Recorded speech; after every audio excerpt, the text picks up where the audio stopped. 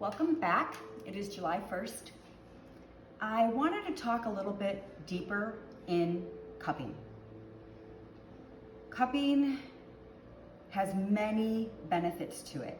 So we already touched base on the wrinkle aspect of cupping and circulation, but I want to go a little bit further when it comes to the face because I know Botox is really popular, and it's something that a lot of women, sometimes they get it because they have headaches and it really helps with that, or they're getting it because they're trying to get rid of their 11s or, whatnot.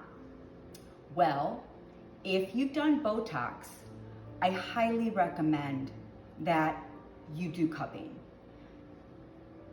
Botox is a paralyzing of the muscle. That's the reason why, the face it almost looks so relaxed that it's flawless. With that comes an issue of atrophy. And so it takes many, many years for atrophy. But for me, it's like, you know what, all right, if some of my gals want to do Botox, well then, how do we fix that?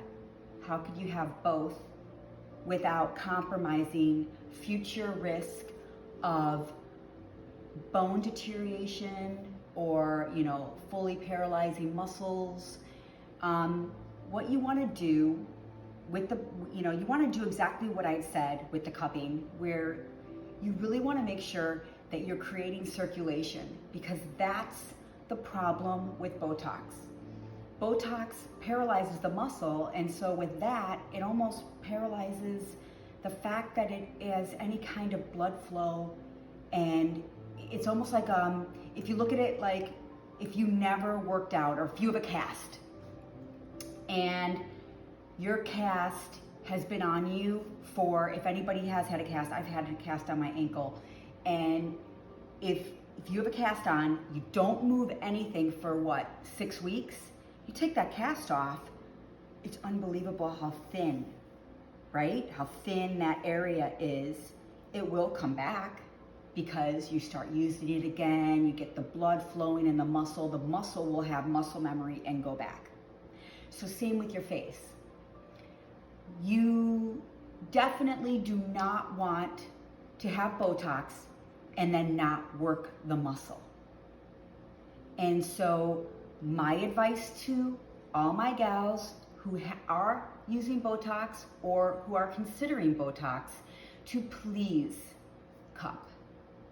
I need you to cup because you have to keep that muscle moving. You have to keep it alive. You have to keep it healthy and blood flowing in and out and throughout it in order for the bone underneath to stay stimulated through the activities of the muscle. I hope this makes sense to you. I'm trying to nutshell it without going into, just over the top details, but blood flow is really, really important, and it's no different than if you had a cast on your arm or a cast on your leg and you didn't use that muscle for a while. It's like people who are in a wheelchair and they don't use their legs. Their legs slowly deteriorate, and it's only because of the lack of muscle movement. And so when you look at that with your face, you can make that connection that, if you're doing Botox twice a year, it's going to take a very long time for atrophy. But if you do Botox a little bit more than that, then, you can pose a risk of actually creating a bigger issue later with that muscle breaking down and not thriving.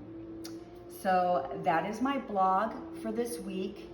Is everybody and anybody, whether you do Botox, whether you do anything, if you want less wrinkles, you want tighter pores, you want to even just tighten and do your face up, cupping is the best solution for that. And bring it down through your neck and your chest area always, because we don't want to have just a beautiful face and then this area, you know, is lacking the same exact attention. This is look at it like it's oval. It's one package. You know, the moment you wear a shirt that comes lower, that's the closest thing next to your face is your chest. So balance it. Don't, you know, just, that's my 2 cents.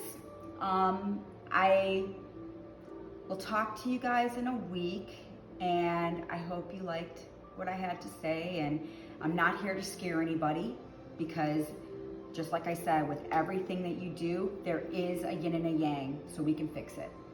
And no, I have not succumbed to Botox yet, but I wanted to dive into it years ago when I actually was considering it, to find out, you know, what is the risk of it? You know, what would I be signing up for? And so as much as I'm not doing it, I want to share with people who are, to better equip you and let you know, how you can fix it. See you next week. Cheers, and I hope you have a great holiday weekend. Bye.